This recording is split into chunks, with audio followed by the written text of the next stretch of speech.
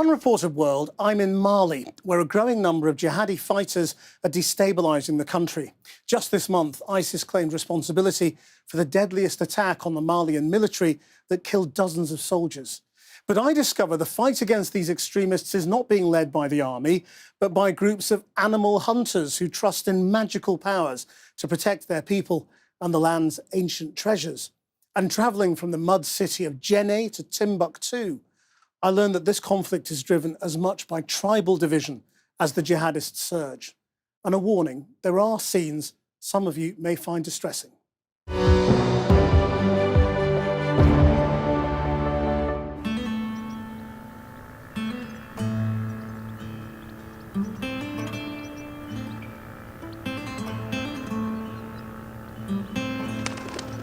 On the arid plains of a mystical land, a rendezvous.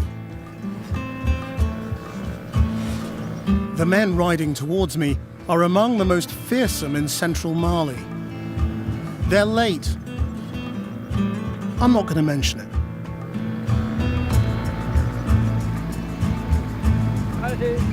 They are known as the hunters.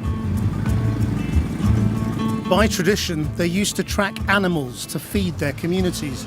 Now they hunt jihadi extremists who already control the north of the country and want the rest of Mali too.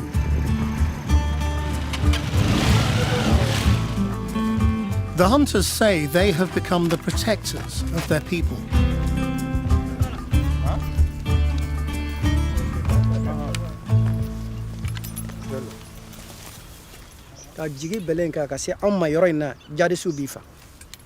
The jihadi extremists they're fighting have links to Al-Qaeda and Islamic State.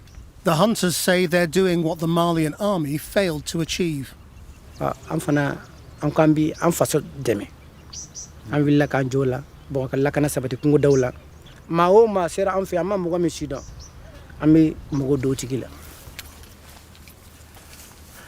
their extraordinary outfits suggest, there's mysticism in hunting. I've heard that the hunters also have some special powers, special protections. Can you tell me about that? Bon, I'm going to give a marfa ani ala toko minu bambole. Anga sebe nunu, anga kununu.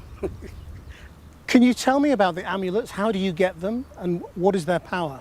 Me o gundo kono, ni ma marfata iti do demen kono. Amulets are magic charms, but the first rule of magical power is you don't talk about the magical power. Can you tell me about this man and the things on his uniform? Am tisako do anga ko sebe nunu ni gire minu bambulu ko do kono ko nyafa ali. And with that, they're off on patrol. The hunters say their job is to defend Mali from jihadi extremism, but groups like this have also been accused by the government of atrocities and even massacres in villages suspected of harbouring jihadis. They are a scary group of people to come across in the bush. I mean, with their uniforms and amulets and skins, and one guy had a machete. I mean, you know, you wouldn't want to come across them on your own.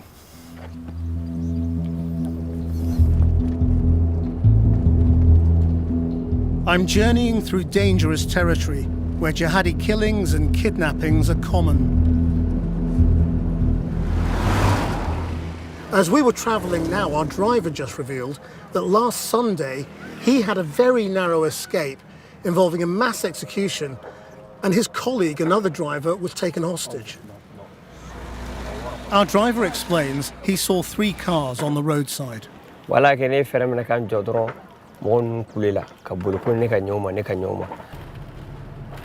This is what he found. We count 6 bodies. His colleague had just been forced to drive the killers away in his vehicle. They spared him after he convinced them he was their kind of Muslim. They told him they were on a jihad.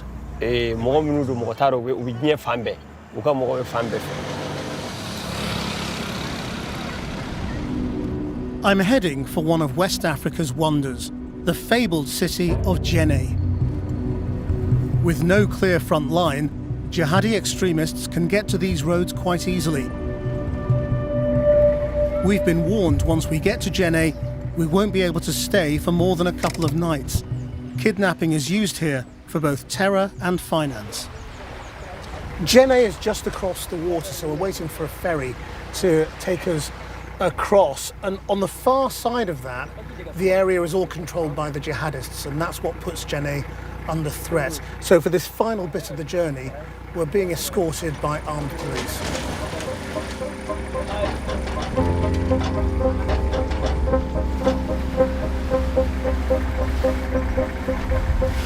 This used to be the route for adventurous travellers coming to Djenne to see one of the great wonders of West African civilization.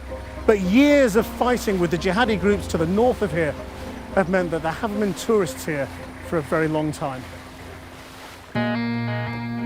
Built at the bend of the river, there's a natural moat around Djenne, but it's not much of a defence.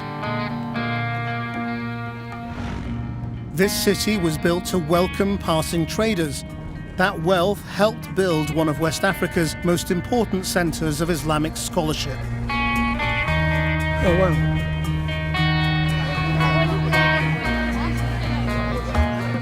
The Grand Mosque is a World Heritage Site. But today, I'm the only tourist here. I don't quite know where we're going, to be perfectly honest, but it's absolutely amazing. It's an extraordinary structure. You feel a bit worried about walking on the roof, knowing that it's made of mud. But you can see the exterior here, which has to be remade every year because of the damage that the rainy season does. And the whole area is actually made just like this. There's a whole city made of mud. Djenne is also famous for the mystical men who make those magic amulets I saw on the hunters. They're called marabouts. I'm going to meet Mahamadou. He's from a long line of marabouts who've practiced in Djenne for centuries. Hello. Hi. Krish.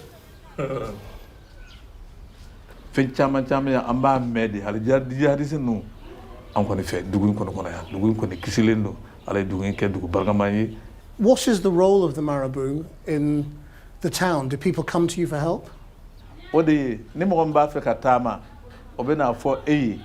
Antata ankunse ama nyenyini wudila na yemi yudila ambo fwai ala yemi jira anna wudi ni. This practice is seen by the jihadists who follow the ultra-conservative Wahhabi branch of Islam as heretic or haram. Ne ya ane Wahhabi o masaka ben uloba ko kwa nyam yara de ke alai ulu yele siunde kata ala de fe ambe ala dilina yidi note utika foko ulu de alai.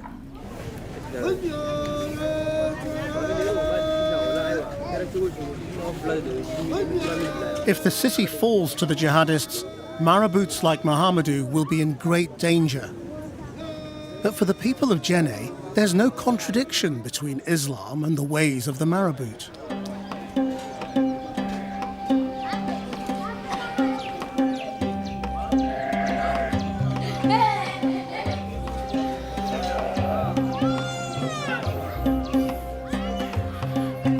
It is really when you walk these ancient streets and alleys that you realise what an ancient culture and civilization this is here in Djenne, and their beliefs are mixed up between what the rest of the world regards as Islam and what they have taken from their ancient West African culture. And it kind of makes sense when you see it here.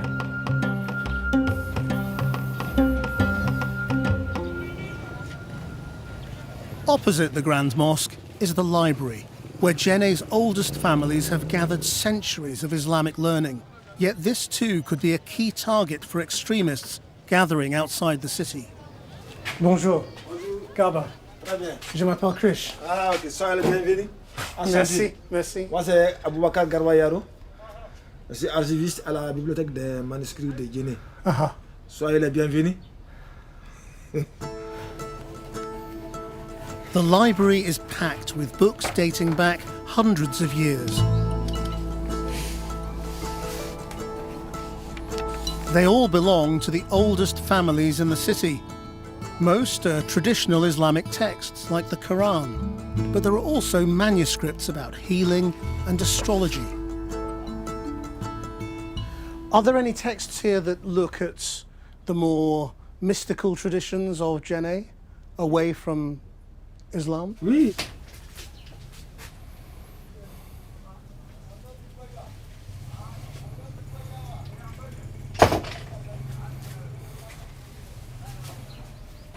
Déjà, si tu es avec ça dans ta poche, ou bien attaché aux ceintures, donc tu vas te protéger contre tout le mal.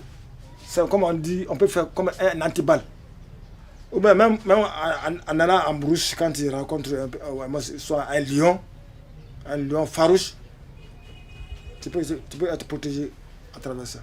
So what is this? Is this a prayer, or is it magic, or what is it? C'est une protection, ça on peut qualifier ça comme magie. Is this the kind of thing that the jihadists would want to destroy? Parce que moi je pense que chacun a sa méthode, parce que peut-être eux ils ont étudié, ce qu'ils ont étudié ils n'ont pas bien compris. For Garber, there's no problem between these books and Islam, but this use of prayers to bring magic is precisely what infuriates the extremists and puts the library in danger. Donc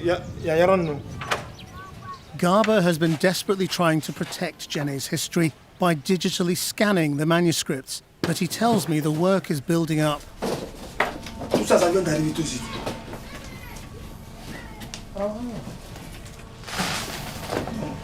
On va fouiller tout ça un à un pour voir les contenus. How many manuscripts do you have in total? Les manuscrits de Djenne, ça va environ dans les 100 000 manuscrits. On a récolté seulement que 10 600. Donc, peut-être dans les 10% qu'on a pu récolter pour le moment. Donc, c'est un travail de longue haleine. Just what will survive in Djenne if the jihadists take over? That's the unspoken fear on everyone's mind. The same kind of extremists have destroyed historic sites in Syria and Afghanistan.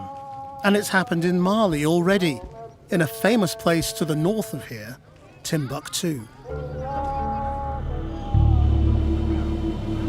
Cut off by the conflict, the only way into Timbuktu is on UN flights carrying aid workers. We're flying over territory that houses jihadi extremists including Al-Qaeda, Islamic State and Ansar al-Din.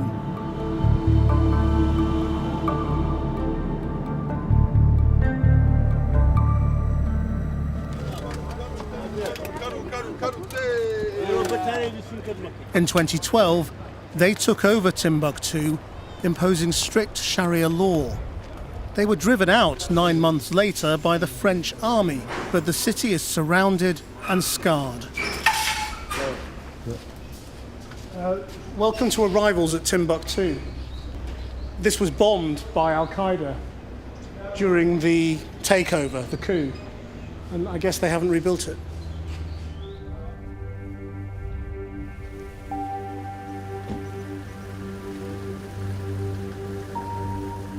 The French are still here fighting the extremists, as are UN peacekeepers.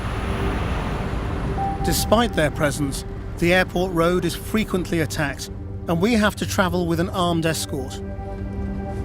It's very militarized as soon as you get here. The airport has been bombed, and there are UN bases and French bases right next to it, and armored cars everywhere. There's an eerie atmosphere on the streets and a real sense of being in the shadow of the extremists.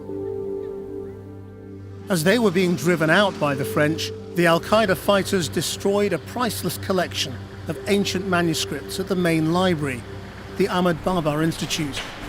Professor. Bonjour. I've come to meet Professor Abdoulaye Cissé to see where this terrible event in Timbuktu's history happened. Les manuscrits, c'était là? C'était ici, oui, oui. Voilà, c'est là l'atelier où on fait les boîtes de conservation physique des manuscrits. So they just brought them out here? C'est ça. Ils ont amené dans les boîtes ici. Maintenant, ils ont vidé les boîtes, ils ont jeté les boîtes et mis le feu dans les manuscrits. How many? 4203. Exactement ce qu'on a perdu. 4,000 books here? Oh yes. It must have been huge. Ah, c'est beaucoup. The images of irreplaceable manuscripts in ashes sent shockwaves around the world. There were the same kinds of books I've seen in Djenne that Al-Qaeda find heretic, but they also burned ancient copies of the Quran. Parce que le contenu du manuscrit, ça dépend de ce qu'il traite, ça ne peut pas s'évaluer. Je sens que c'est vraiment des criminels. Professor Cisse still finds the destruction devastating. His staff did save 40,000 manuscripts by smuggling them to Mali's capital, Bamako, during the occupation. But it isn't safe to return them. Bien sûr, ça nous attriste. Timbuktu sans les manuscrits, Timbuktu n'existe pas. Today, Timbuktu has been hollowed of its identity as a centre of Islamic learning. The professor wants to take me around Timbuktu's ancient streets, but it's dangerous here. As well as the threat from extremists, gangs of bandits are exploiting Timbuktu's insecurity. Kidnapping and robbery have become huge problems. The last British hostage taken here was held for 6 years. When the Islamists were here, what happened here? C'est ici qu'ils ont amené les gens pour leur faire montrer comment ils corrigeaient les gens qui ont fait des fautes. The International Criminal Court found the jihadis guilty of dozens of cases of rape and sexual slavery during their occupation.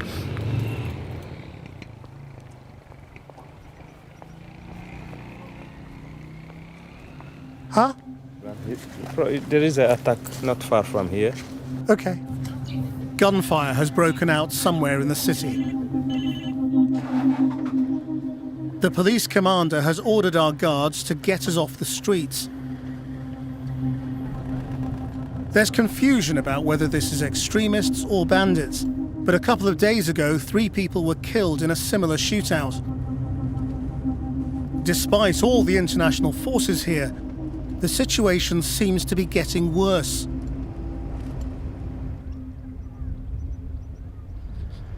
Our journey to Timbuktu has actually been cut slightly short because it turned out that there was a bandit attack on our compound where we were staying, which is supposed to be a secure place for humanitarian workers and journalists. And so the people who organise it flew out this morning and everyone's leaving now. Back in central Mali, I'm heading to Bandiagara. Famous for its stunning natural beauty, it's become better known as the place where Mali's conflict has taken an ethnic and tribal twist. I'm on my way to meet another group of hunters.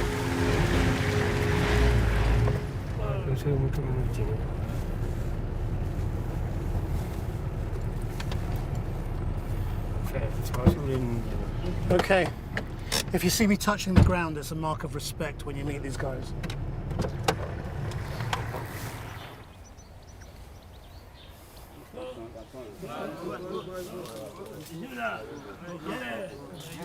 Uncle. They're from the Dogon people and say they're defending their villages from extremists, who in this area mostly come from another tribe, the Fulani.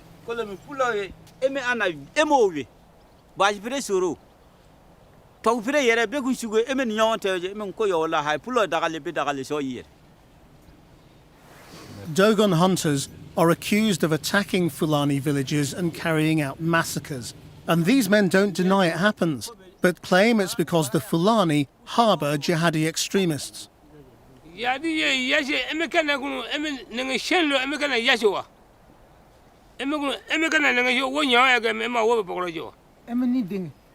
Talking to them, I'm beginning to realise that the presence of jihadis is fueling a long-standing ethnic rivalry. They said that they didn't have a problem with the Fulani living amongst them, but then said that the Fulani were basically bad people who were with the jihadists. But by the end of that conversation, they were fairly honest. They said that in this part of Mali, at least, this is not really about a war with extreme jihadism. This is about ethnic groups fighting each other, and they're going to keep at it.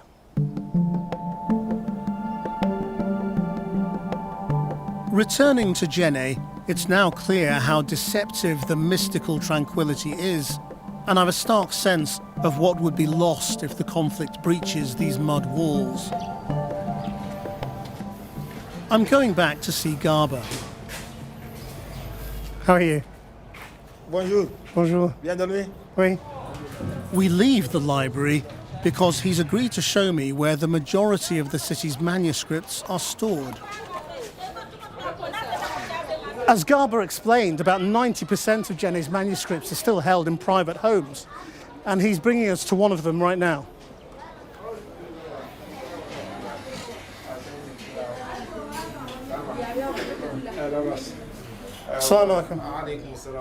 This house belongs to Amadou.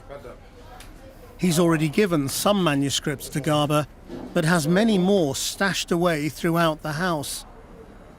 Some are older than anything Garba has in the library. Qu'est-ce que c'est que ça? Donc, lors d'une ouverture de la mosquée, donc cérémonie de mosquée, donc ils ont fait le discours. Donc c'est ça qui est là. So this is the original mosque that was in Djenne in the 1300s. Parce que tu The one that has been destroyed and lost. This is a speech from that mosque. Exactement. C'est ça. How long has this been in your family? No, des arrière-parents.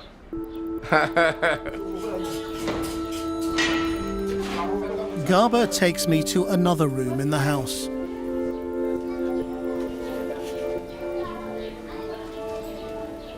Nous parlons de dolo là.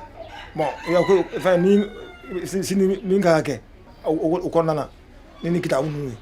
If this is being used for astrology, then the jihadis will say this is haram, forbidden. Ouais, bon, do ba passer ben ni ka flal chocoter. Amadou, how do you feel when your family has been here for so long, has looked after these treasures, these ancient books, and there are men a few miles from here who would destroy this? Ma marade bambulu anga Djenne ananga lahara. I don't think I've ever been anywhere that felt more like stepping back in time. The way people live, the things they believe, the manuscripts that they keep hidden at home, handed down through hundreds of years. And this city has lived through religious wars before, jihads that have seen mosques destroyed and rebuilt. And the question now is whether this conflict will succeed, whether the jihadis to the north will end up taking over Djenne and transforming this place once again.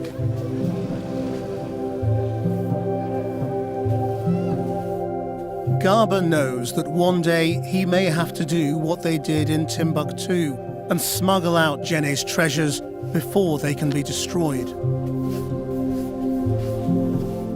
For now, he cleans and guards, preserving the soul of a magical city surrounded by war.